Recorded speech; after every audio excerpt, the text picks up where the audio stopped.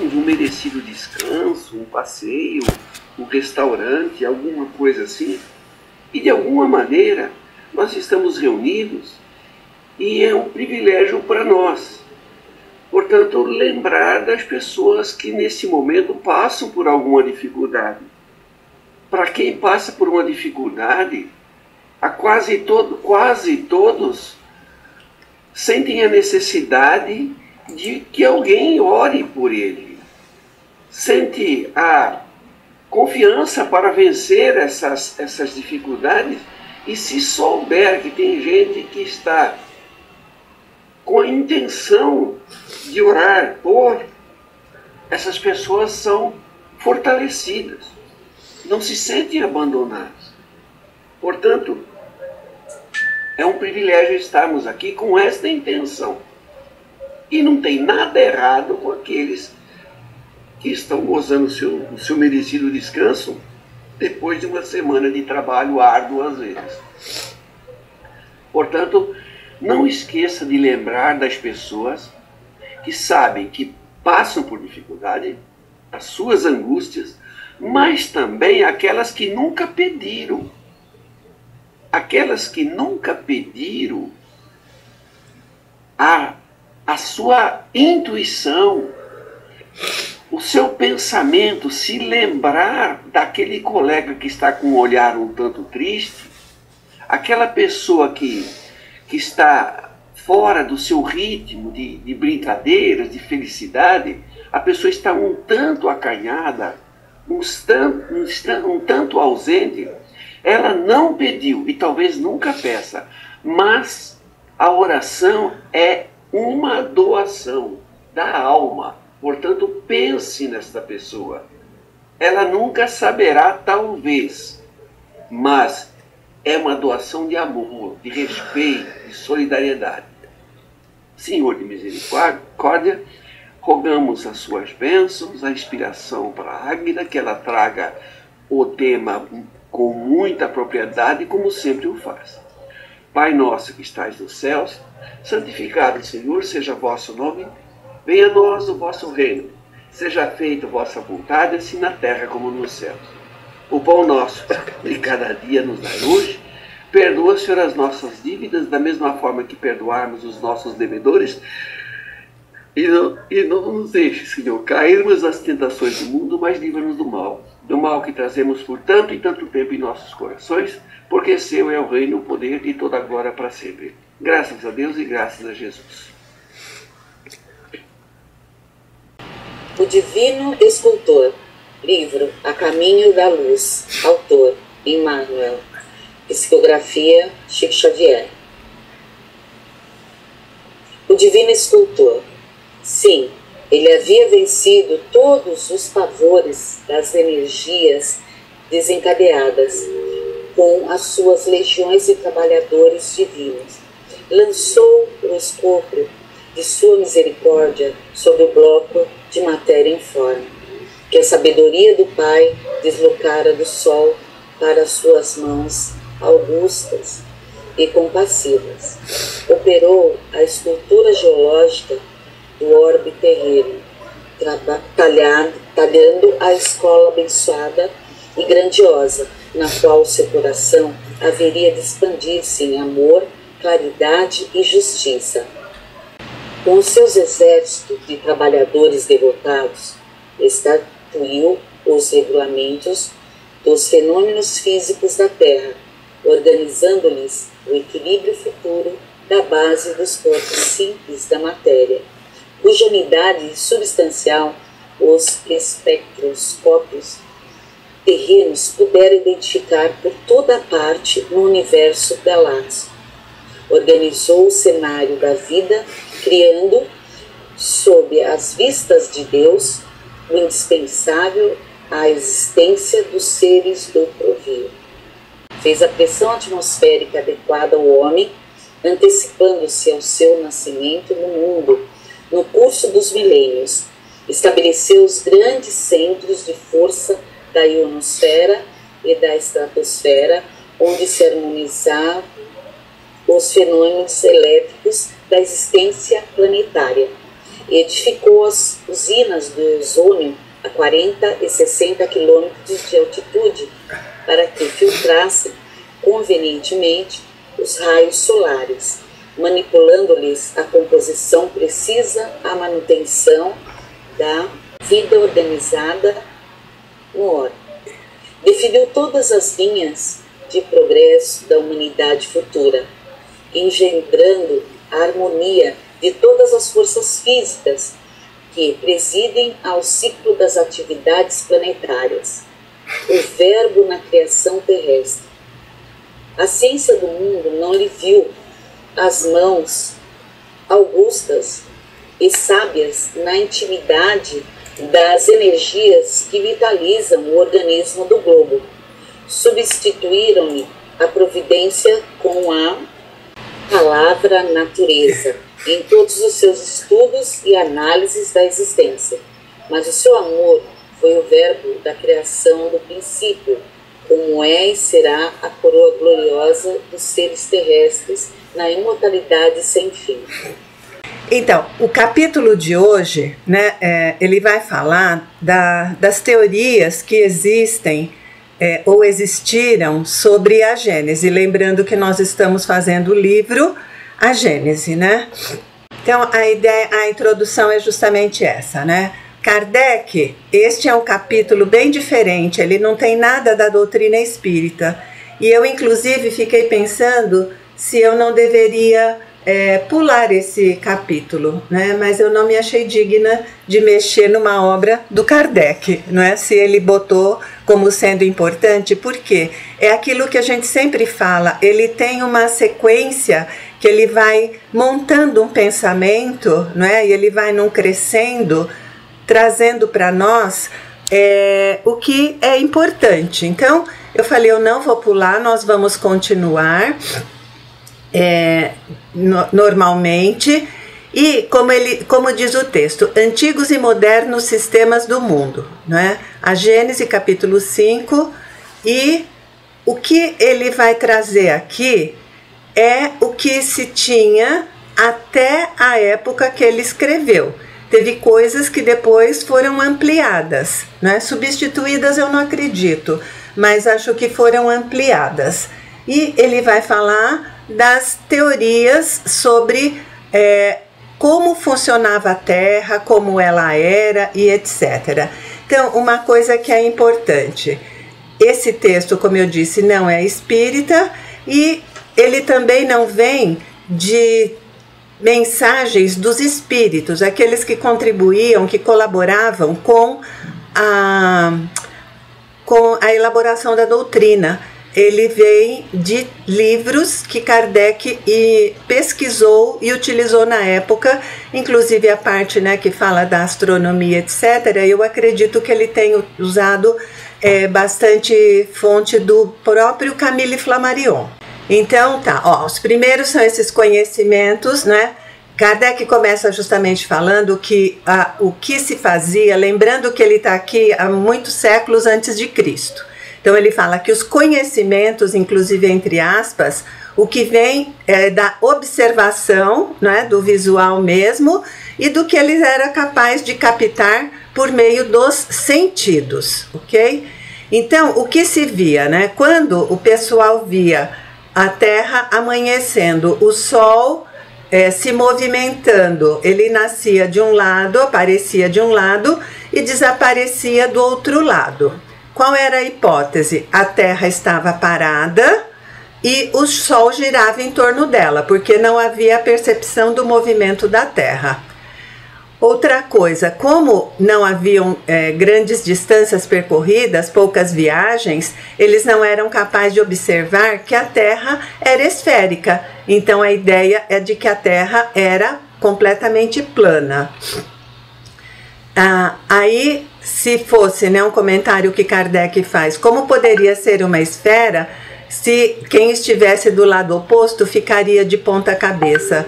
Lembrando, gente, que nós estamos aqui falando de séculos e séculos antes de Cristo, que não havia nenhum conhecimento, não é? Então, como ele diz, se o pessoal está em pé de um lado, se fosse uma esfera, os que estivessem embaixo estariam de ponta cabeça, né, de cabeça para baixo. E que se quer imaginar, então, a própria rotação da Terra. Aí eu já comentei isso sobre os conhecimentos que se tinha à época. Então, supunha-se que a Terra era uma superfície plana e circular. Na mitologia hindu, o Sol se despojava da sua luz e voltava o céu durante a noite. Então, o Sol ia durante o dia, à noite ele ficava sem luz e voltava para o mesmo ponto para nascer no dia seguinte. Essa era o que entendia a filosofia hindu. Na mitologia grega, se imaginava que o Sol, né, esse conjunto, era carregado numa carruagem de Apolo, desenhada, né, por 4 cavalos. Anaximandro de Mileto, né, segundo Plutarco, o Sol era um carro cheio de fogo vivo que escapava por uma abertura circular.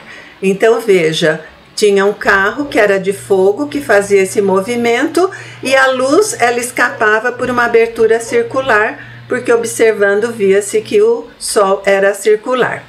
Epicuro, ele dizia que o Sol ele era aceso, né, pela manhã, e à noite ele saía nas águas do oceano. Anaxágoras, esse eu achei muito legal. Se eu já tinha sabido disso algum dia, agora eu não lembrava mais. Ele fala que era um ferro em brasa do tamanho do Peloponeso. Peloponeso é uma península na Grécia e ela é uma península bastante extensa. Então, como ele disse que o Sol era do tamanho do Peloponeso, ele foi perseguido por isso. Como é que ele podia dizer que aquela coisa tão pequena que era vista fosse do tamanho da própria península, né? E é interessante porque ele foi perseguido e foi condenado à morte. Só que aí o Péricles, né, que dirigia, né, na época, salva de ser morto, então ele é exilado por estar falando algo que as pessoas não consideravam verdadeira. O céu tinha a forma côncava, né? E era considerado uma abóboda, uma imensa cúpula preenchida com ar. Eu estou falando rápido porque eu vou mostrar uma imagem, só que não é a imagem como eles tinham, é uma arte que eu não descobri o autor, mas ela é bem bonita. Então ele fala assim, que era uma abóboda suposta de matéria sólida, né? Veja, a abóboda, essa parte que é redonda em cima, a terra plana e circular embaixo, né? Essa era imaginada a forma da terra naquela época. Aí, deixa eu só ver qual era a frase. Abóboda suposta de matéria sólida, ok. A expressão firmamento vem justamente disso, porque esta matéria da abóboda, ela era sólida, ela era firme, ela era resistente. Então é daí que vem a expressão o firmamento, que é utilizado inclusive nos dias de hoje. Eles imaginavam as estrelas como simples pontos luminosos, eles eram tipo presos na abóboda como se fossem lâmpadas, as estrelas, né? Então estariam todas à mesma distância da Terra. Eles não sabiam como é que as nuvens se formavam, eles não viam a água subir, então eles achavam que haviam as águas de baixo, as águas inferiores e as águas superiores, as águas que vinham de cima. E as chuvas, ela acontecia como? Na abóboda, né? Então essa água estava acima da abóboda.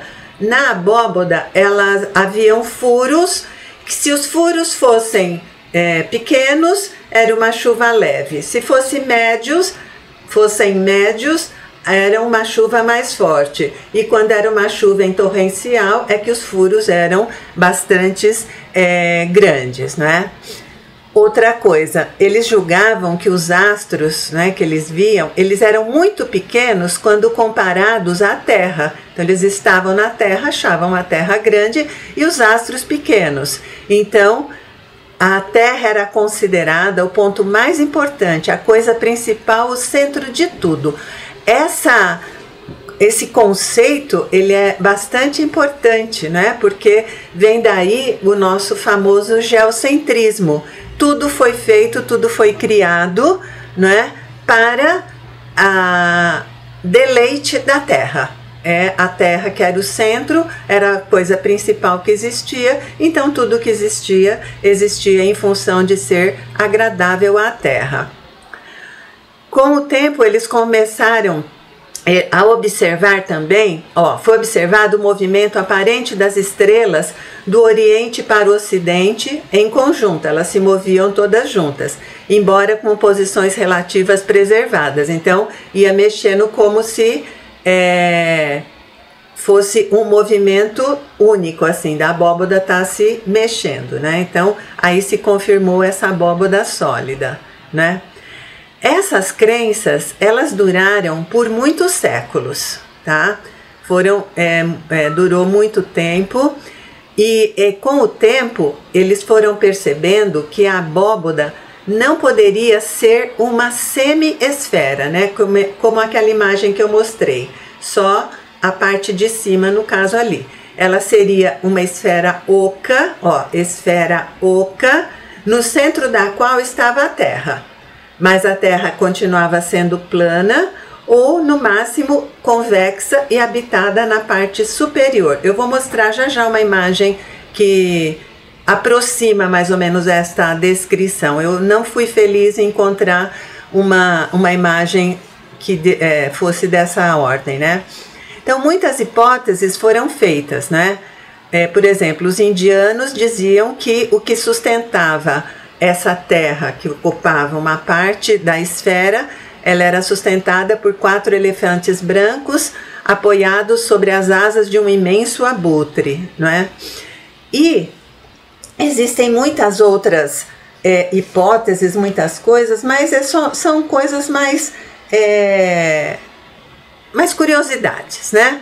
Então, o que ele fala? Nas teogonias pagãs, existiam então os lugares baixos, que seriam as profundezas da terra, que se chamava o inferno, que era a morada dos condenados. E existiam os lugares altos, que eram além das estrelas, ou seja, além da abóboda, que era a morada dos bem-aventurados. Então aqui, gente, uma imagem que ela, como eu disse, ela não representa total o que eu quero mostrar, mas só para mostrar, seria toda uma esfera oca, preenchida de ar, e a Terra ainda plana. Veja, esse cinzinha no meio seria a Terra, ok? E nesse todo seria essa esfera celeste, seria o céu no qual a Terra estaria contida. A geologia, aí Kardec ele fala um pouco, né, dessas coisas, e ele vai falar que a geologia retirou o local dos suplícios eternos, não é? Que seria os infernos. Então o pessoal, com o estudo da Terra, tirou a existência dos infernos. E a astrologia demonstrou que não... a astronomia demonstrou que não existe nem alto nem baixo no espaço infinito, ok? Então ele já está falando dos estudos posteriores. E como decorrentes de observação sem instrumentos, ou seja, eles observando apenas os movimentos, só com o olhar mesmo, eles foram capazes de descobrir que haviam certas estrelas com movimento próprio. Lembra que tinha na abóboda as estrelas se movimentavam todas juntas? Aqui não. Aqui essas estrelas, elas tinham movimento próprio e que eram independentes das demais, ou seja, cada um tinha um movimento seu. e elas não estavam atarrachadas na abóboda. Gente, fazia muito tempo que eu não via essa palavra atarrachado, mas está escrito no texto do Kardec. Chamadas de estrelas errantes ou planetas. E foram estudados os seus movimentos, lembrando tudo a olho. Descobriram também, observaram, né, a estrela polar, que está aparentemente imóvel, e as demais giravam em torno dela, que é decorrente das viagens, pôde-se constatar que havia uma pequena variação na elevação dela em relação à latitude, o que levou a entender a esfericidade da Terra. Eu admiro muito esse povo porque lendo, fica difícil entender esse conceito e eles lá sem nenhum aparelho chegaram a essas conclusões a olho nu. Aí Kardec nos traz o quê? Tales de Mileto, mais ou menos 600 anos antes de Cristo, descobriu que a Terra é redonda, é uma esfera, a obliquidade da eclíptica, que é o plano de movimentação da Terra em relação ao Sol, e a causa dos eclipses. Pitágoras, mais ou menos 500 anos antes de Cristo, descobriu o movimento diurno da Terra sobre o seu eixo. Olha, Pitágoras como era fera. Seu movimento anual em torno do Sol e juntou os planetas e os cometas no sistema solar. O Hiparco de Alexandria, esse deu um grande chute na observação. Mais ou menos 160 anos antes de Cristo, ele inventou o astrolábio. Esse astrolábio é um aparelho de medição e ele faz inúmeros tipos de cálculos, né? Ele calculou e predisse os eclipses, observou as manchas do Sol, determinou o ano trópico e a duração das revoluções da Lua. Tais importantes descobertas levaram cerca de 2000 anos para se popularizarem. Aí eu volto aqui para mostrar, existem muitas figuras já do astrolábio, mas aqui seria o astrolábio e o Hiparco, né, que foi o primeiro inventor, porque depois esse instrumento ele foi tendo uns aperfeiçoamentos e foi muito utilizado.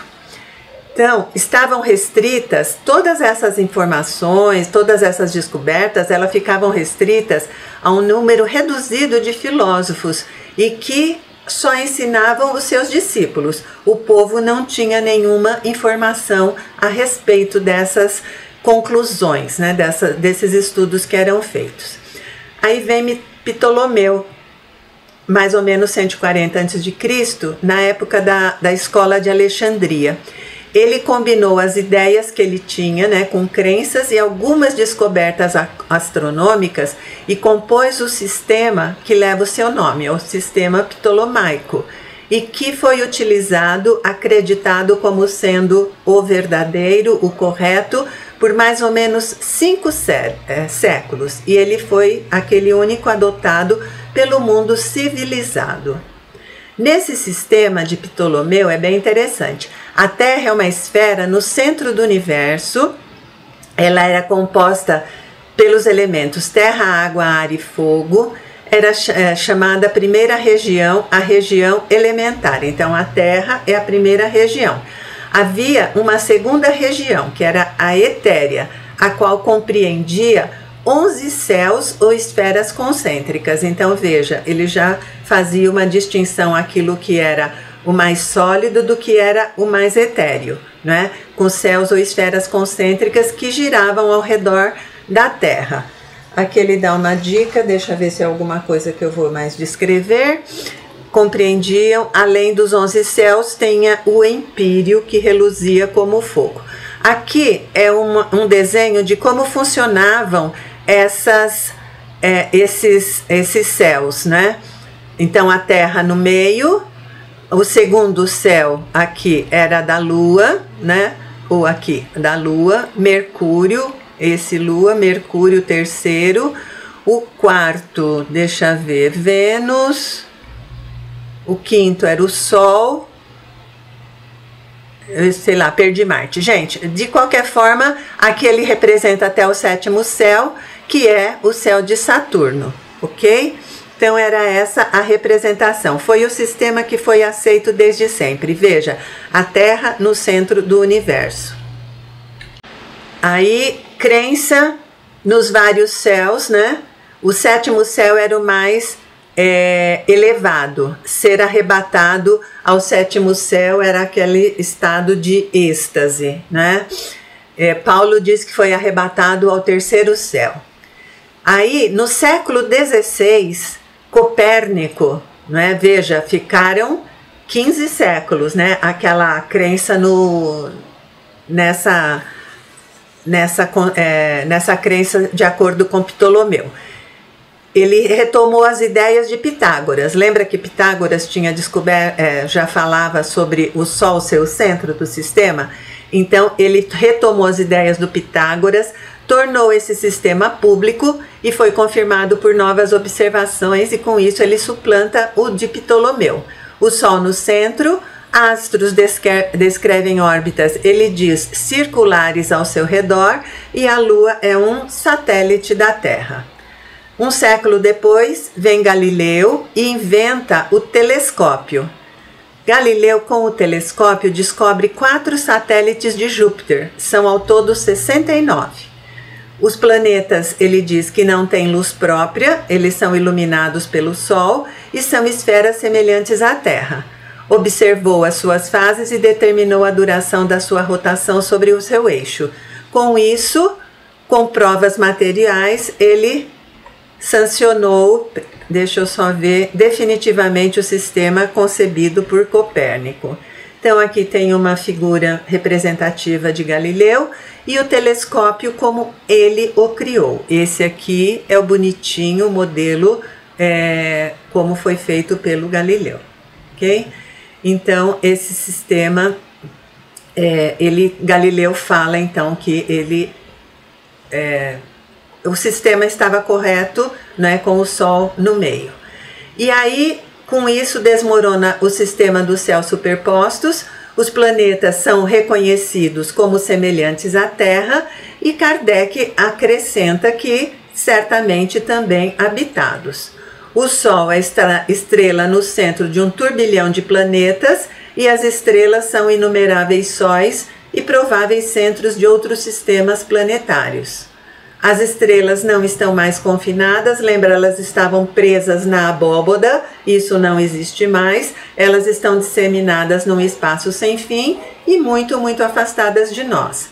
Diz que as constelações são conjuntos aparentes devido ao efeito de perspectiva. Então, eu olho da Terra para uma determinada região do espaço, eu vejo aquelas formas, mas se eu estivesse em outra posição do espaço, outra seria a forma que eu veria da mesma região. Então ele fala, é uma questão de perspectiva. Então uma aproximação desses agrupamentos desfaria essa forma imaginada. Com a inexistência de uma forma real, o significado supersticioso, né, que ele atribui é ilusório. Então ele fala que as constelações receberam nomes como Leão, Touro, Gêmeos e foram representadas por figuras que lembram esses nomes.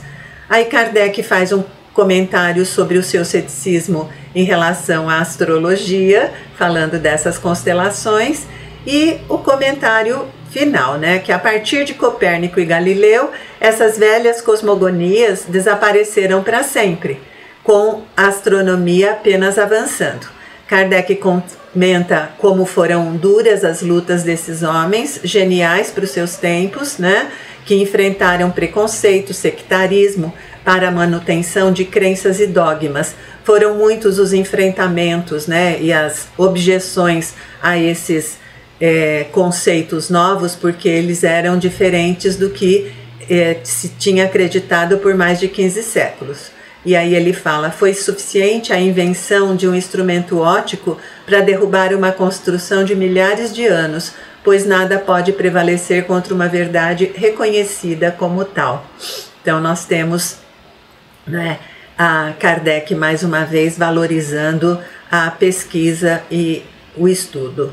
As descobertas se tornaram conhecidas pela imprensa, o público não era mais enganado por fantasias e começou a participar da luta contra o que se opunham à divulgação da verdade, ou seja, com as publicações, o público, não todos, né, mas pode muito mais gente do que apenas aqueles grupos fechados entrarem em contato com essas ideias, né? Ler o início da página 125, ele diz: como é grande o universo diante das mesquinhas dimensões que lhe atribuíam nossos pais. Como a obra de Deus é sublime quando a vemos realizar-se em concordância com as eternas leis da natureza.